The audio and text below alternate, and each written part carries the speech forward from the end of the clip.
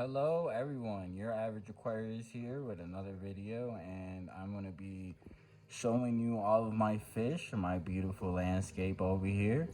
I just got a new light today, so I'm excited about that. I just did a review about that as well if you're interested in the light. The light is an Aquarium Bright Plus, and so far so good. It gives a very pretty effect. My water is super crystal clear, but the light clarity is so pure that you can really see through from each side, because you can tell I have a tank that's sitting on my bar over here. So I can see both sides when I'm working in the kitchen or I'm doing dishes in the sink. I can look at the fish, so I love that. And I'm also going to be talking about, that's why all these products over here in the corner, about some of the products that I use, if anyone was curious about that. So let's get into some of the species that we have here in this beautiful tank. And I'll give you a 360 view, and then I'll position myself so you can see the fish, and then I'll talk about this beautiful species in this tank. So let me get a 360 going on over here. This is the other side of the tank. I don't know if you could have seen that before, but that's my little Anubias terracotta plant right there. I love those terracotta plants. They're really nice. So you can see some of the fish, but I'm gonna go and position myself forward because they like to appear on the other side. So first off, as you may tell, I have one koi in here, and this is my beautiful koi. And then I also have my fantail goldfish. So those are my fantail goldfish. So I'm just giving everyone an idea what you can do with a community. And then I also have some red-eye tetras in there. I think I had 5, but I think I lost one at one point in time, or one of them got 8. I might have got 4 because I had it afford 4 at the time. But those are pretty fish. They're kind of tight schooling over there. And these are my beautiful aquatic plants. I love aquatic plants. And we're gonna get into some of the things that I use for fertilization for this tank, because I'm not running carbon. I'm just running, let's talk about the filter up here. The filter here is just a regular stock filter by Topfin. The only thing I'm running in there is this thing that comes with it. It usually has carbon in there. The carbon in there is already absorbed and spent. I just rinse it really good because it's a good polishing tool, because it pushes all that dirt up in there. And then I have a biological sponge in there, and then I also think that I have some polymer cotton in there. So that's how I get my water quality. If anyone was wondering about my water quality, I have my cory cats in here. Cory cats, they're versatile fish. They can be with multiple different types of communities with different settings, and even some aggressive fish won't mess with them. And then on the mid level and the upper level, we actually have 3 species. So I'll tell you about that. You have the black neon tetras. These are the black neon tetras. Beautiful fish. And then I have the scissor tail grasboras in between them. Those are the ones that are moving around them. The scissor tail. Very pretty fish as well. And you can see that shimmer on that black neon tetra there. Let me see the group of them. We'll catch a couple of them together. With the effect of the light, they almost get, the green has like a blue orientation into it that's very, very pretty. So I have these guys that inhabit movement in the tank. Other than that, the fish tend to stay at the bottom, but with these schooling fish, and they stick together, it makes the other fish move around them. So I have some black mollies. That's a female black molly right there. And these are interesting because I got these off of a local aquarius. So they look to be hybrids. I know they are the black one, but they have this really pretty yellow color. Let me see if I can get a male. I have a pretty male in there. He's got on the back. Yeah, he's doing circles in there for some reason. There's another female again. Go out, there you go. So this female here has a leer tail, and some of the males have the leer tail as well. But some of these mollies actually have, where's the males at? There we go, sail fin. You see that very pretty dorsal sail fin? This one has a sail fin too, but this one doesn't have the leer tail. It has the, what's it called, tail? Standard tail on it. But it has yellow on the tail, which is different characteristics. So I think they're really cool fish. They're pretty interesting to look at. We had the swordtails, as you can see, the swordtails moving around in there. And these are actually two different species. Well, actually, I only have one female in here. I moved some of them because the males were getting aggressive and picky with each other and other fish. So I put one koi swordtail in there because that was the only swordtail that I could find. I couldn't find any of the red swordtails for whatever reason. So I got a female of that one, and the two males that don't pick on each other really, and their job is they just really chase the females trying to breed.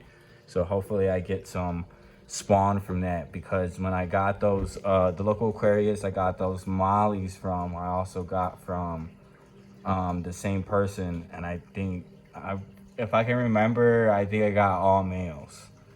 Or she gave me all males. I don't think she had any females, because usually when people get these fish, they want the males because they have a brighter coloration and then that pretty swordtail on there.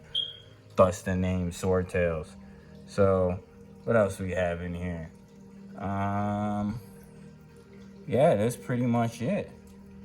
Pretty much covered all of that. If anyone was wondering what my plants are, my plants right here, this is called a cherries hedge. And when I got it, I had a nutrient deficiency. So I don't know if you can tell, it has those white spots in it.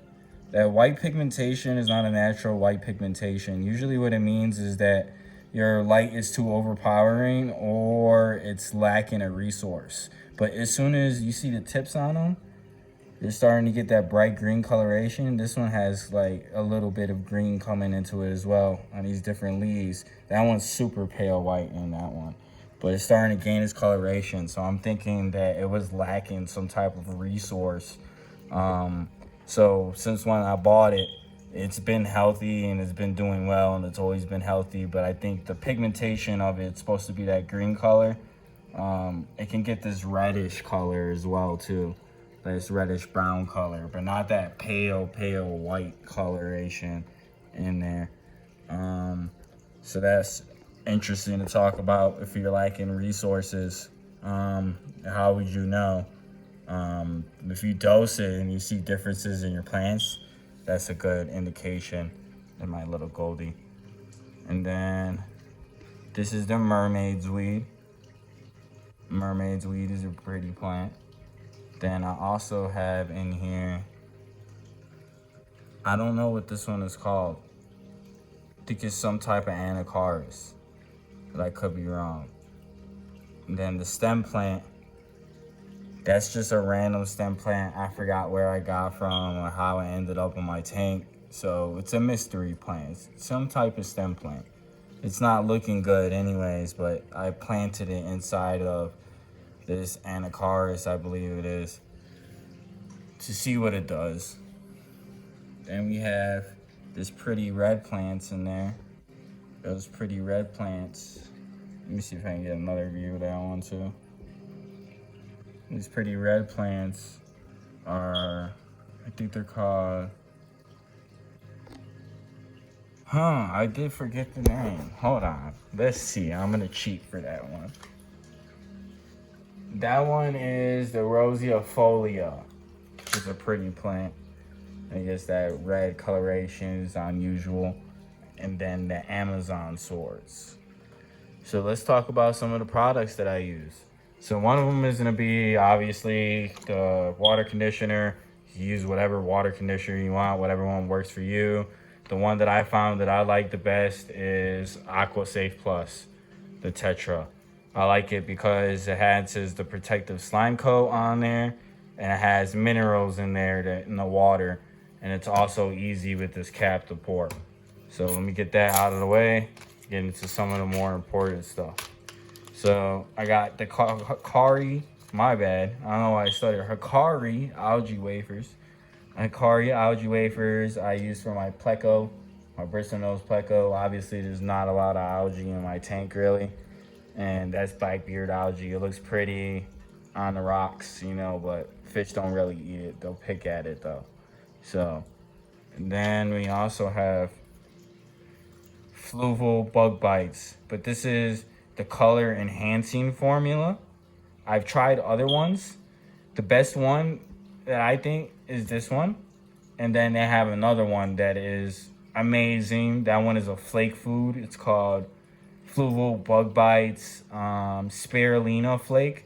That one's a good flake food. This one's more of a granule.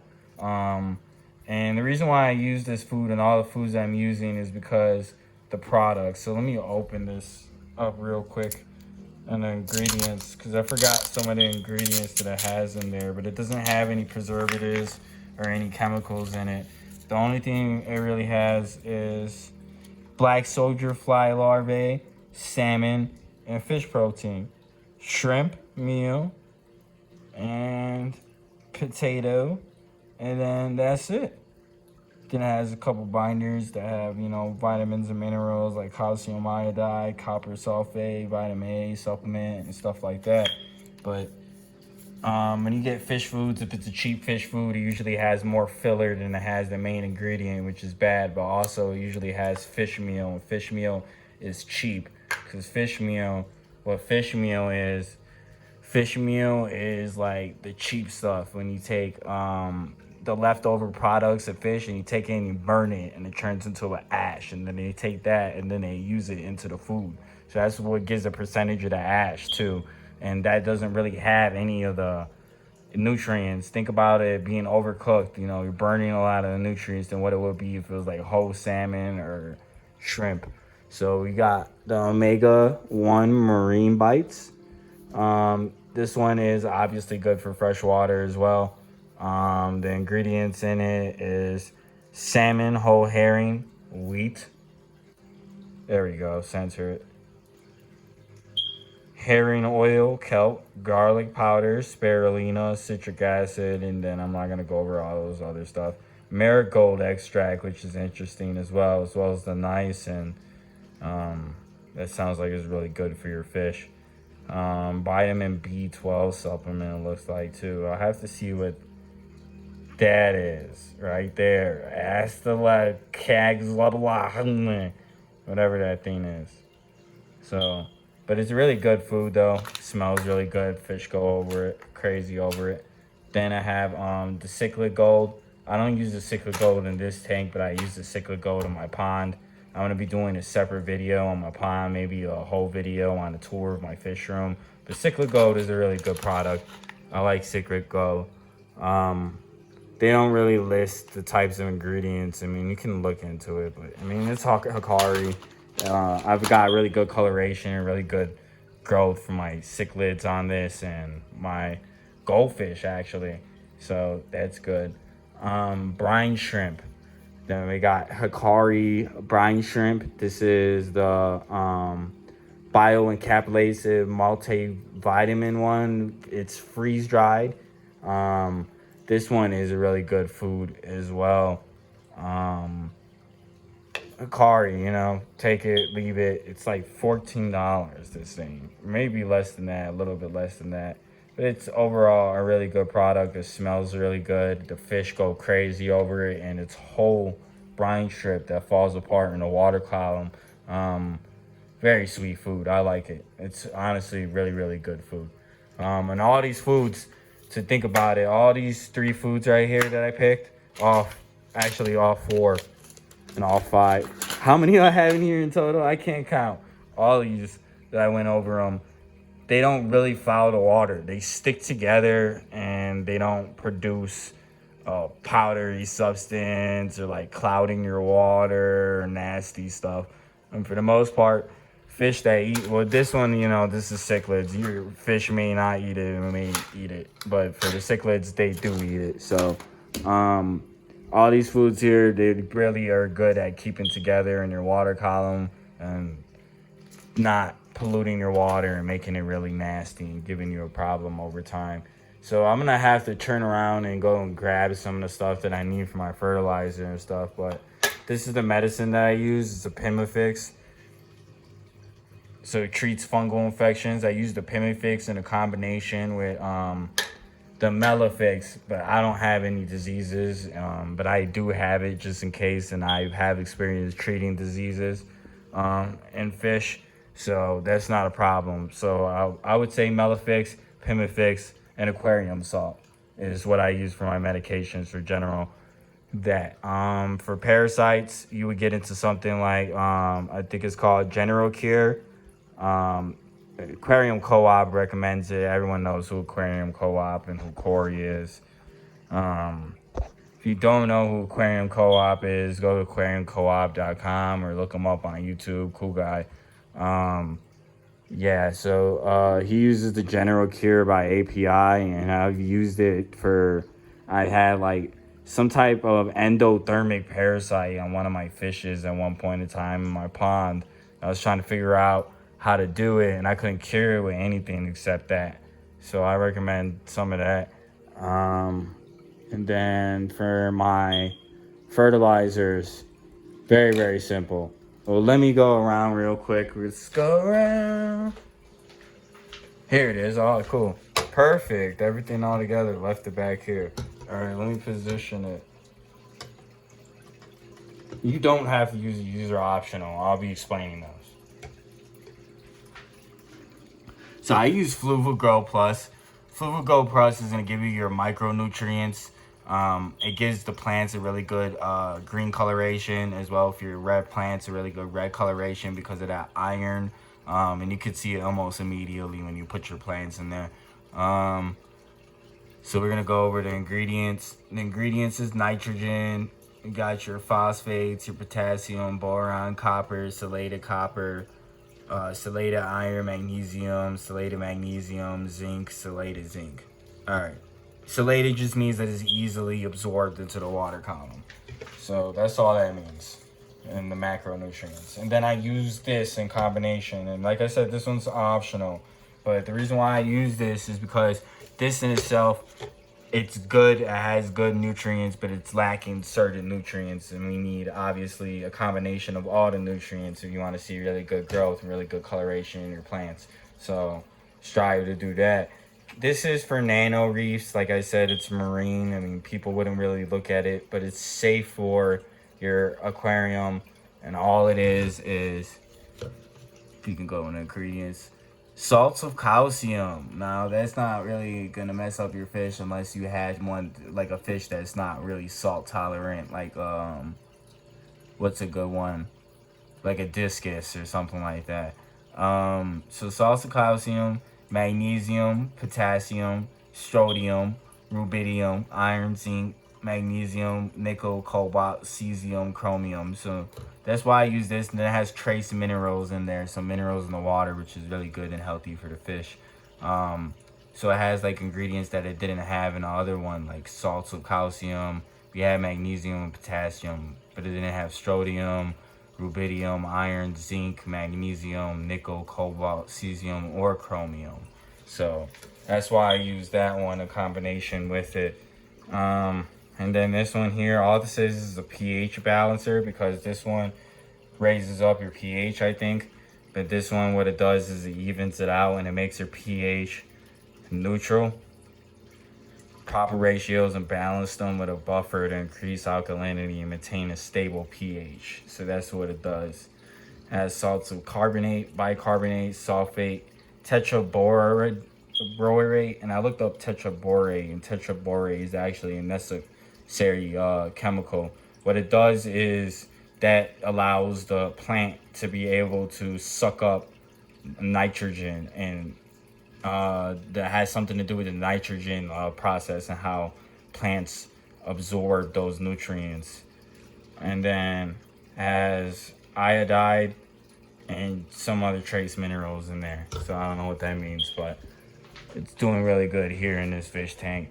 So we'll go all the way around here and we'll take one more view of the fish tank and then we'll conclude the video. I appreciate everyone for your time. I hope everyone enjoyed this video. I don't know what sort of direction that I want to do with my fish channel, but I know that I love fish.